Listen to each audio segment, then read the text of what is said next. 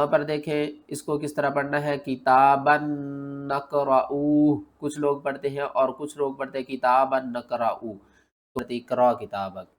तो ये इक़रा किताबक नहीं है, इसको सही पढ़ने का तरीका क्या है?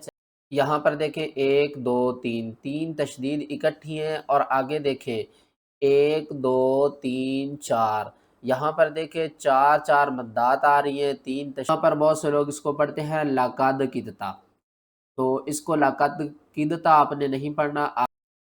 अस्सलामु अलैकुम वरहमतुल्लाहि वबरकातुहू। आज के इस सबक में हम सूरत बनी इसराईल में जितने भी मुश्किल तरीन अल्फाज हैं उनको आसान तजवीद के साथ पढ़ना सीखेंगे। ये पारा नंबर 15 में है और कुरान पाक की जो सूरा नंबर है ये 17 है।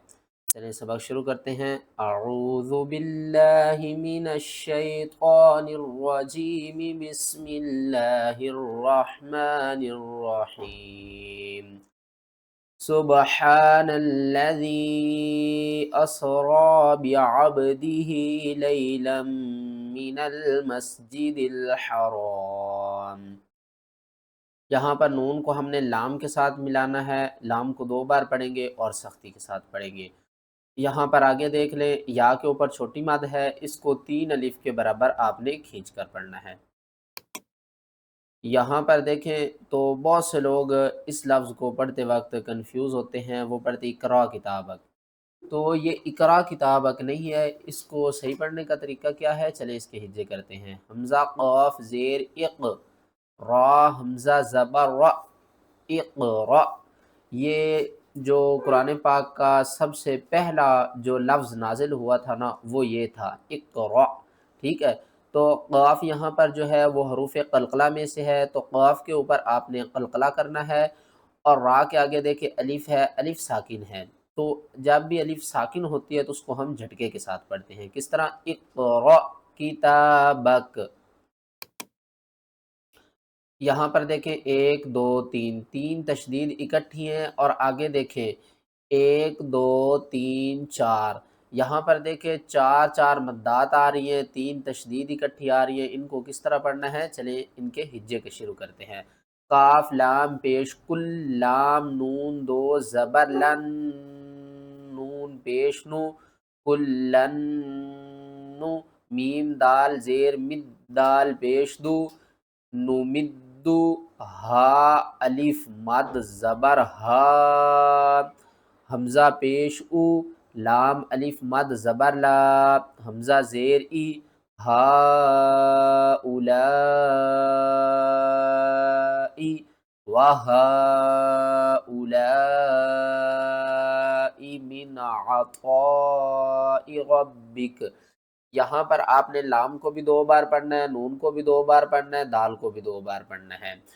और यहाँ पर नून के ऊपर आपने क्या करना है? गुन्ना करके पढ़ना है। किस तरह? कुल्लन नुमिद्दु। क्योंकि तशदीद वाले हर्फ के अंदर 2 हरूफ होते हैं, एक साकिन होता है और दूसरा होता है मुतहर्रिक।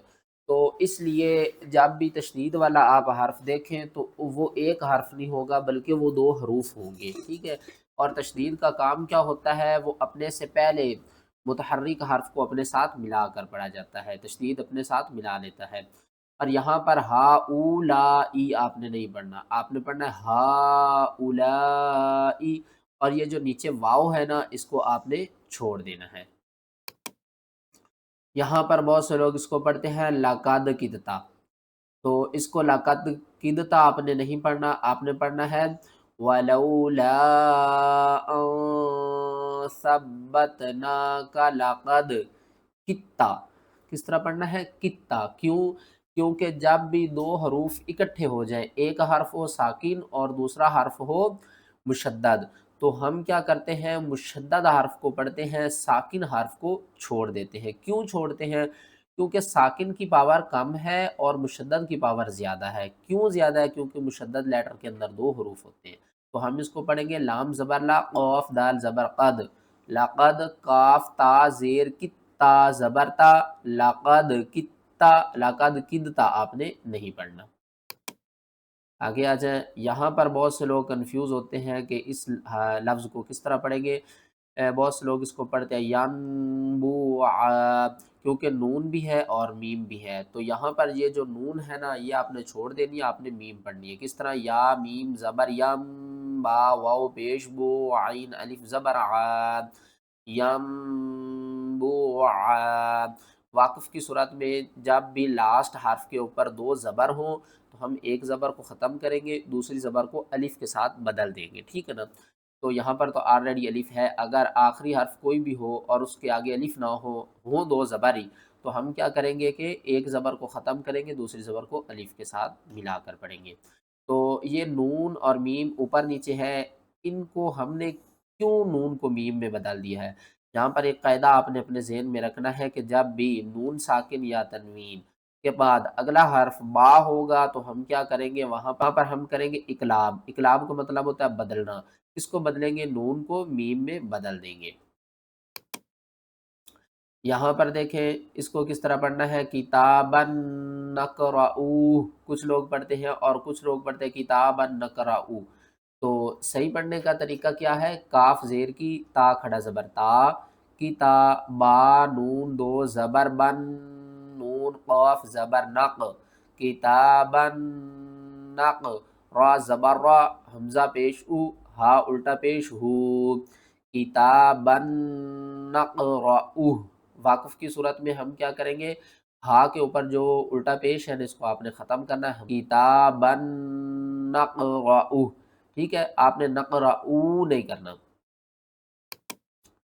یہاں پر دیکھ لیں الا مبشرا ونذیرا، اور یہ دیکھو چھوٹی سی میم آ رہی ہے، اس میم کا مطلب کیا ہے؟ وقف لازم، یعنی کہ آپ یہاں پر ہر حال میں وقف کریں گے۔ قرآن پاک میں کہیں یہ میم آیات کے اوپر آتی ہے اور کہیں یہ آیات کے درمیان میں آ جاتی ہے۔ جس طرح یہ دیکھیں طوار ہے، طوا کا مطلب ہے وقف مطلق اور میم کا مطلب ہے وقف لازم۔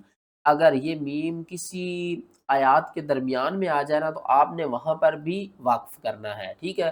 اگر آپ میم پر وقف نہیں کریں گے تو آپ کو کیا ہوگا؟ وہاں پر وہ ترجمہ تبدیل ہو جاتا ہے، ٹھیک ہے نا؟ تو آپ نے کیا کرنا ہے؟ جب بھی قرآن پاک میں چھوٹی سی میم آ جائے تو وہاں پر کیا ہے؟ اس علامت کا نام وقف لازم کی علامت ہے۔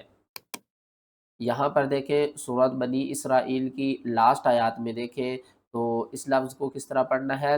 وَلَمْ يَكُنْ لَهُ وَلِيٌّ مِّنَ الذُّلِّ، یہاں پر اس نون کو آپ نے چھوڑ دینا ہے، کاف کو اس لام کے ساتھ ملا کر پڑھنا ہے۔ وَلَمْ يَكُنْ لَهُ آپ نے نہیں پڑھنا، آپ نے پڑھنا ہے وَلَمْ يَكُنْ لَهُ وَلِيٌّ، یا کو دو بار پڑھیں گے، میم کے ساتھ ملائیں گے، میم مشدد ہے غنہ کریں گے، پھر اس نون کو زال سے ملائیں گے، درمیان میں الف اور لام کو آپ نے چھوڑ دینا ہے، پھر زال کو لام سے ملائیں گے، لام کے اوپر سختی بھی کریں گے اور دو بار پڑھیں گے۔ وَلَمْ يَكُنْ لَهُ وَلِيٌّ مِّنَ الذُّلِّ وَكَبِّرْهُ تَكْبِيرًا۔ ویڈیو اچھی لگی ہے تو ویڈیو کو لائک کریں، چینل پر نئے ہیں تو چینل کو سبسکرائب کریں۔